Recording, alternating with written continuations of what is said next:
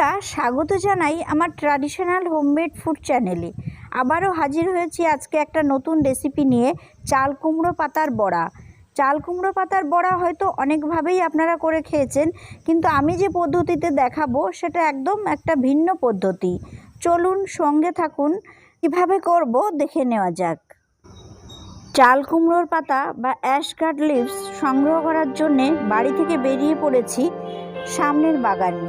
বাড়ির সামনেই চাল কুমড়ো গাছ হয়েছে, আর সেখান থেকেই এই পাতা আমি সংগ্রহ করব। বৃষ্টির জল পেয়ে তেলাকচু পাতার তার ফুল যেন প্রাণ ফিরে পেয়েছে, তেমনি কার্পাস তুলোর গাছ বৃষ্টির জলে আরও যেন সতেজ হয়ে উঠেছে। চলেছি চাল কুমড়োর পাতা তুলতে। তো কয়েকটা চাল কুমড়ো পাতা আমি তুলে নেব এই গাছটা থেকে। দেখুন খুব সুন্দর এর হলুদ ফুল হয়, আর পুরুষ ফুল স্ত্রী ফুল দুটোই হয়। তো পরাগ মিলনের ফলে সব ফুল থেকে যে ফল হয় তা নয়, যে ফুলগুলো থেকে ফল হয় সেই ফুলগুলো থেকে যায়, না হলে পুরুষ ফুলগুলো পড়ে যায় এমনিতেই। এখান থেকে আমি 8-10টা পাতা সংগ্রহ করে নেব বড়া তৈরির জন্যে। তবে এই বড়াটা লাউ পাতা দিয়েও করা যায়।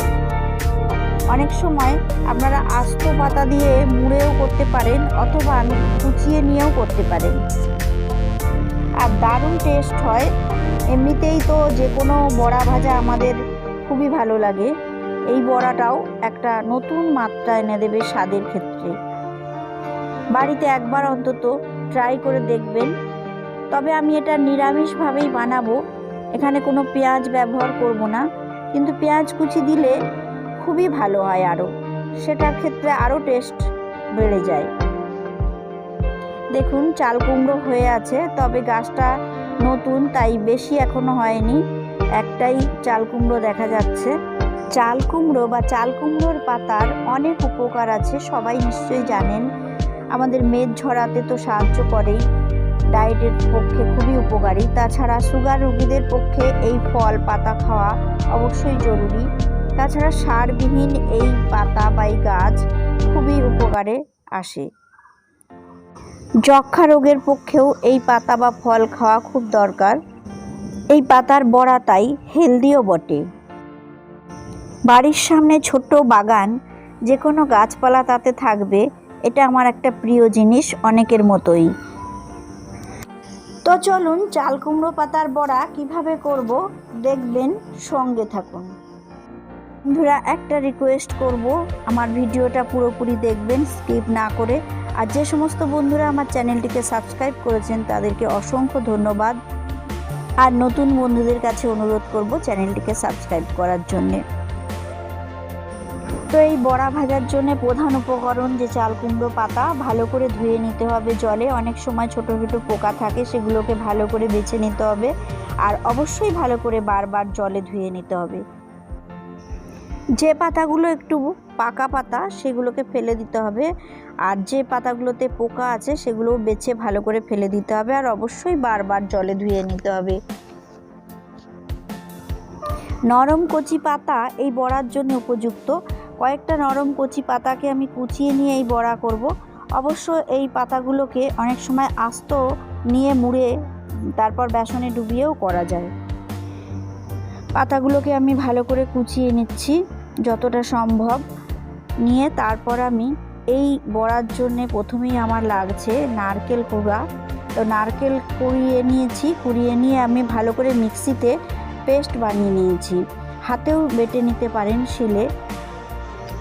এই বড়া ভাজার জন্য যে সমস্ত উপকরণগুলি লাগবে তার মধ্যে প্রথমেই লাগছে আমার বেসন, আর লাগছে সর্ষে বাটা, পোস্ত বাটা, নারকেলের পেস্ট তো লাগছেই,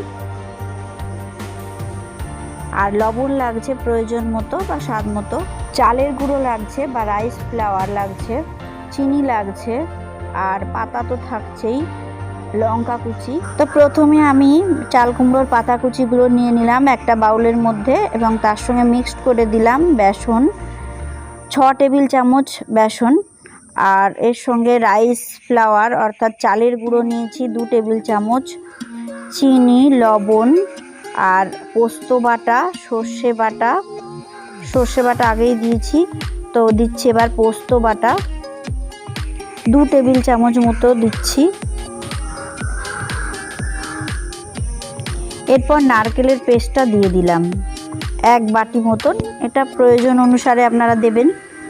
লঙ্কা কুচিগুলো দিয়েছি, কাঁচা পাকা লঙ্কা আর একটু চিলি ফ্লেক্স অর্থাৎ শুকনো লঙ্কার একটু গুঁড়োও আমি দিয়েছি। একসাথে সব ইনগ্রিডিয়েন্টস ভালো করে মিক্সড করে নিলাম। হলুদ গুঁড়ো আপনারা দিতেও পারেন নাও পারেন, তো এখানে সামান্য আমি দিয়েছি 1 চামচ, দিয়ে ভালো করে মাখিয়ে নিতে হবে। সামান্য একটু জল দিয়ে আস্তে আস্তে জলটা অ্যাড করতে হবে, একসাথে দিলে হবে না, তবে সামান্য জল ব্যবহার করতে হবে, কারণ পাতা থেকে এমনিতেই জল বেরিয়ে আসছে। মাখিয়ে তারপরে একটু রেখে দিলাম আমি 10 মিনিট মতো। এরপর একটা কড়া বসিয়ে দিয়ে রিফাইন্ড অয়েল দিয়েছি। তেল গরম হলে বড়ার আকারে এই মাখাটাকে দিয়ে দিচ্ছি, যে পাতা আর সমস্ত ইনগ্রিডিয়েন্টস মাখিয়ে যে ডোটা তৈরি করলাম সেটা এবার বড়ার আকারে গড়ে নিয়ে তেলের উপরে একটা একটা করে দিয়ে দিচ্ছি। তেলটা গরম হয়ে গেলে মিডিয়াম ফ্লেম করে দিতে হবে। বড়াগুলোকে ভাজার সময় একটা গ্লাসের পিছন দিক দিয়ে বা বাটির পিছন দিক দিয়ে আস্তে আস্তে চেপে দিলে বড়াগুলো আরও ভালোভাবে ভাজা হয়। তাই এই টিপসটা মাথায় রাখলে খুব সুন্দর হবে এই টেস্টি বড়া। এই বড়া বাচ্চারা তো খুবই পছন্দ করে আর বড়রাও পছন্দ করে। ভাতের পাতে ডালের সঙ্গে এই বড়া খেলে দারুণ লাগে, তো একবার বাড়িতে ট্রাই করুন এই বড়া। সব কটা বড়াকে আমি এইভাবে ভেজে নিচ্ছি। বারবার উল্টে পাল্টে দিতে হবে আর ধৈর্য ধরে এই বড়াগুলোকে ভাজতে হবে। এপিট ওপিট করে উল্টে পাল্টে দিতে দিতে এই যে লাল হয়ে গেছে, এবার আমি বড়াগুলোকে তুলে নিচ্ছি অন্য একটা পাত্রে। বাকি সবগুলো বড়াই আমি এইভাবে ভেজে নেব। তো আমার বড়াগুলো সবই ভাজা হয়ে গেছে, দেখুন খুব সুন্দর কালারও এসছে। ডালের পাতে এই বড়া দুর্দান্ত লাগে, একবার বাড়িতে অবশ্যই ট্রাই করবেন। আর আমার চ্যানেলটিকে সাবস্ক্রাইব করবেন, লাইক করবেন, কমেন্ট করবেন আর বন্ধুদের কাছে শেয়ার করবেন। এই রকম ভালো ভালো রেসিপি পাওয়ার জন্যে বেল আইকন ক্লিক করবেন আর অবশ্যই অল অপশানে গিয়ে। ভালো থাকুন, সুস্থ থাকুন, ধন্যবাদ।